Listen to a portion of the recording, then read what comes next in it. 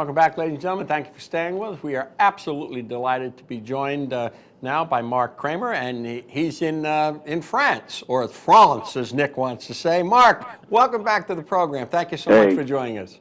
Good to be there, Tom. Good morning, Mark. Mark, I'd like to start here. You are an eclectic handicapper, if I'm saying anything but the least, if you will. You've written handicapping texts and travel books and the Scared Money and Tropical Downs. Would you talk briefly about the form of both Scared Money and Tropical Downs, and then a little bit about Matthew Bosch, please?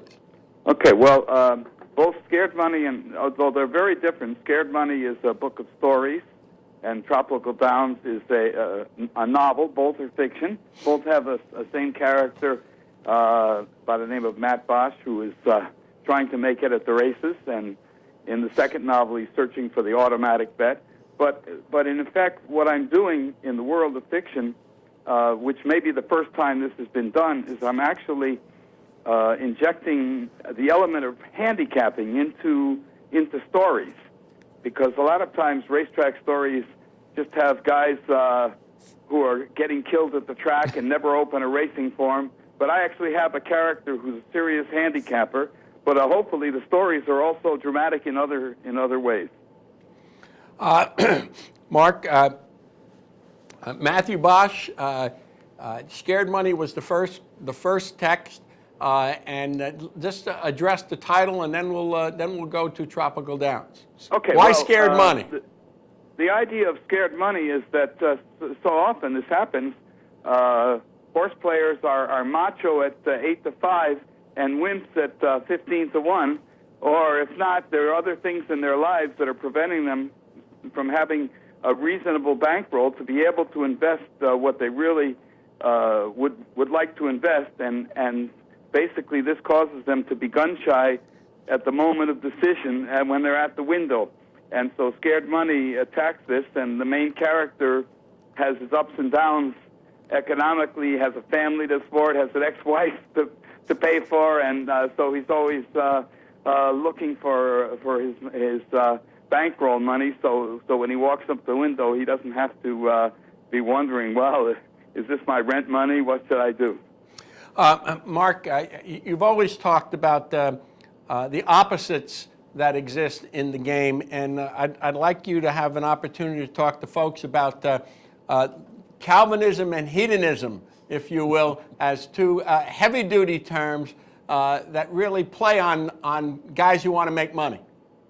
Well, yes, indeed, because, and I approach this in Tropical Downs, hedonism is the pursuit of pleasure, and any red-blooded horse player knows that there's nothing in life greater than seeing your long shot charging up in a stretch and winning by a nose.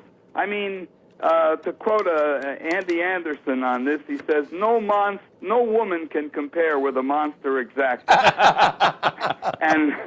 and so you have the hedonistic element, but in fact, in order to have these hedonistic thrills, you have to have winners, or it's no fun. And having winners and having a profit at the end of the month and at the end of the year require lots of work.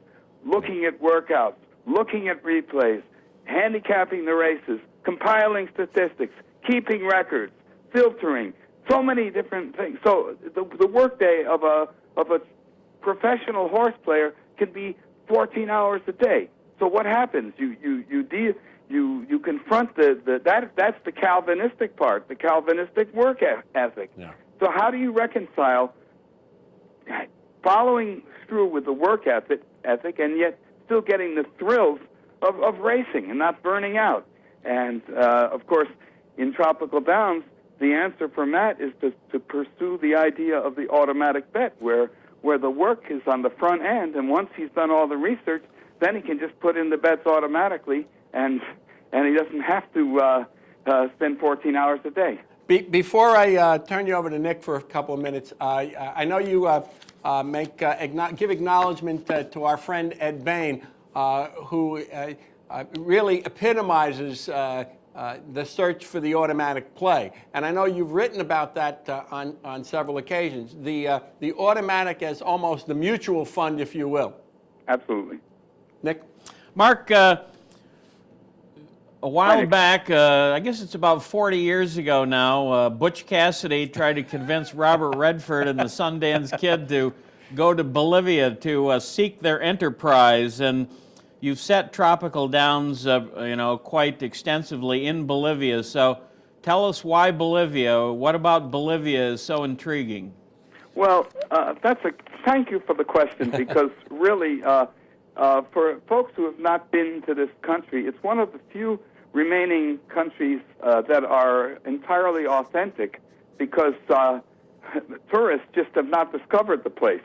And so this means that all kinds of dramatic situations can develop. You also have every single climatic zone except for the seacoast, and so you could actually take a walk and begin at 17,000 feet and end up at 3,000 feet, stripping as you go along, and it takes you about maybe 8 or 9 hours to get down there, but you can change climate 8 times along the way. So it's an incredible country with great people, very generous and kind people, and it's a good place, but also with conflict. And the conflict that occurs in Bolivia at the moment is a good setting for a great story.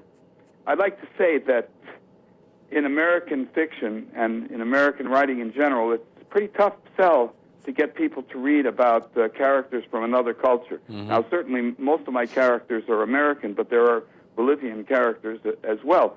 But as you mentioned with Butch Cassidy, Bolivia is on a comeback today, because lots of things are happening there. And so the recent James Bond movie ends up happening in Bolivia. It's not really Bolivia. It was filmed in Chile next door, but Bolivia is suddenly coming onto the map in the world. And so I'm hoping my timing is right with this story. Well, tell us a little bit, Mark, about what is there about Tropical Downs? We have an audience of horse players and racing fans. What is there about Tropical Downs that can appeal to both segments of our audience? Okay. Well, first of all, imagine. I want the listeners to imagine themselves if suddenly they're really committed horse players, and suddenly they find that they have to be removed from their known racetracks and go to another country because of their wife or because of their family where there's no racetrack. And then imagine that taking advantage of this and saying, wait a minute, I'm not going to lament not being near a racetrack. I'm going to do my automatic bets from afar and do my research, and actually have it by having the distance from the normal daily play. You can actually see yourself and your horse player personality and your statistics in a more objective way. And so during all the adventures in Bolivia, which are based on a racetrack, in fact, because you have a criminal element that is trying to outsource an American racetrack, and you all know that racetracks are one of the few remaining labor-intensive industries in the USA, and they're trying to outsource the racetrack into Bolivia. And the character Matt Bosch has latched on to a job as a go-between or an intermediary, and this is his way of getting money to do a bankroll. But in order to have his big bankroll from clinching the contract of Tropical Downs, which I imagine Hialeah, the old Hialeah, beautiful place in the tropics, mm-hmm. In order to clinch the contract, he's got to deal with all kinds of criminals. And so it gets pretty hairy there. But during the whole period, he's putting in his bets. He's receiving his taxes, and this was before the internet betting. So he's receiving past performances of turf maiden races with Tomlinson figures from an old bookie friend in L.A., and he's putting in the bets. And so you have the horse racing theme is pretty heavy in there. And what I'm proud of is that I've actually gotten horse race research into a story. I mean, when does this ever happen before? So I think horse players will appreciate it.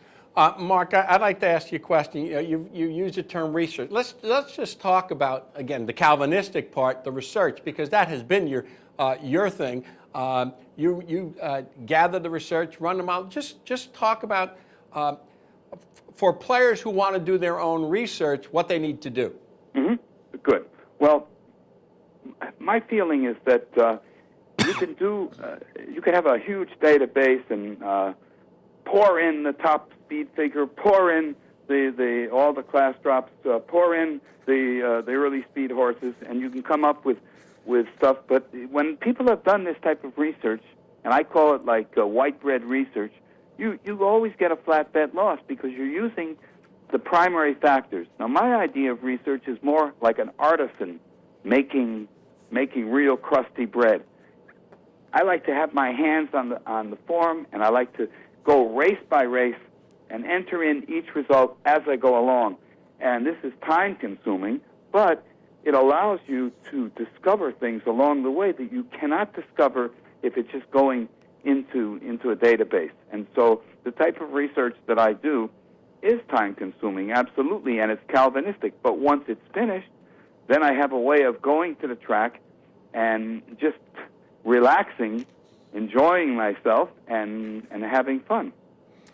I'd like to go to Saratoga, and we'd be remiss if we didn't bring up the chapter on clinging at Saratoga. And I have to tell you that I was delighted when I read this chapter because it's confirming for me, and I'll tell you why later. But please talk about your love for Saratoga and how to make the most out of clinging.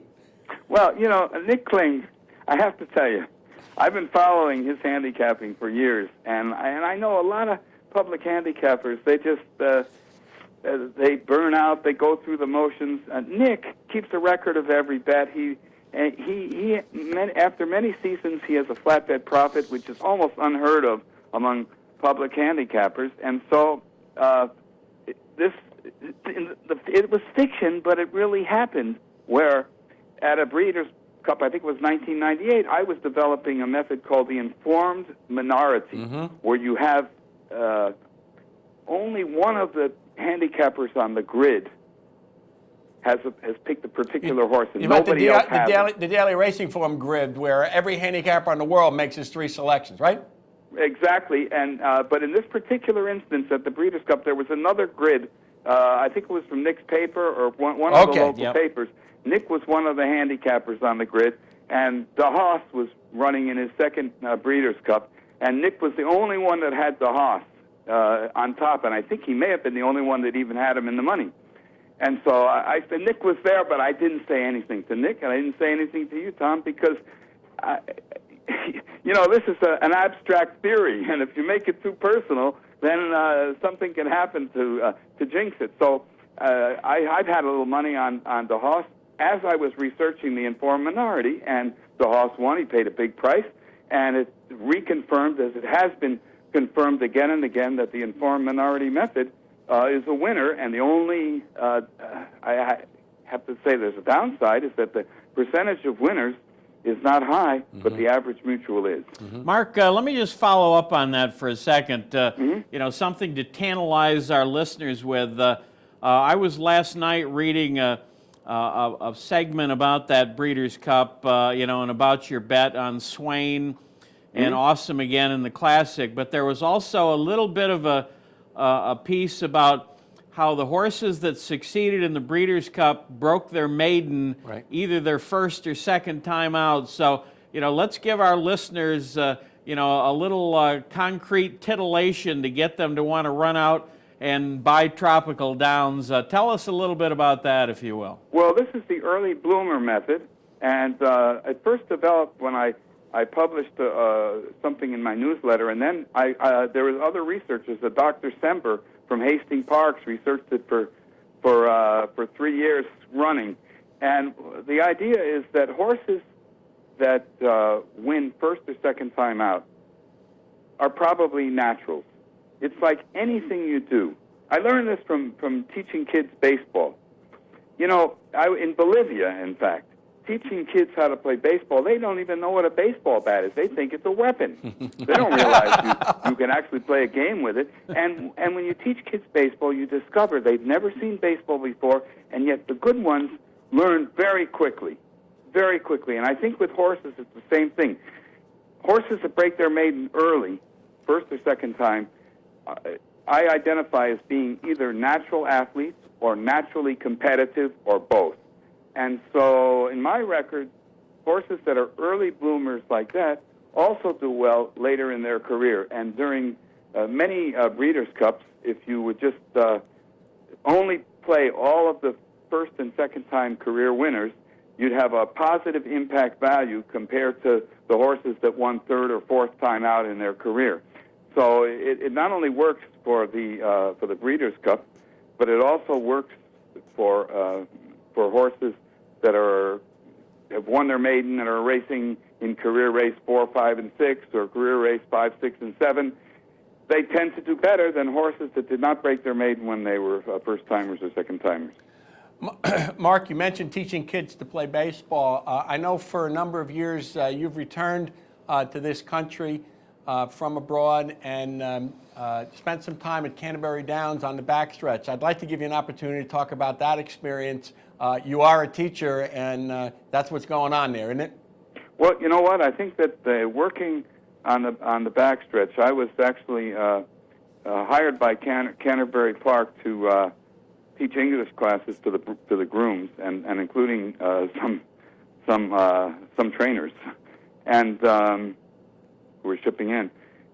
You have a heavy element. The work of a groom is 24 hours a day, 7 days a week. You're on call all the time.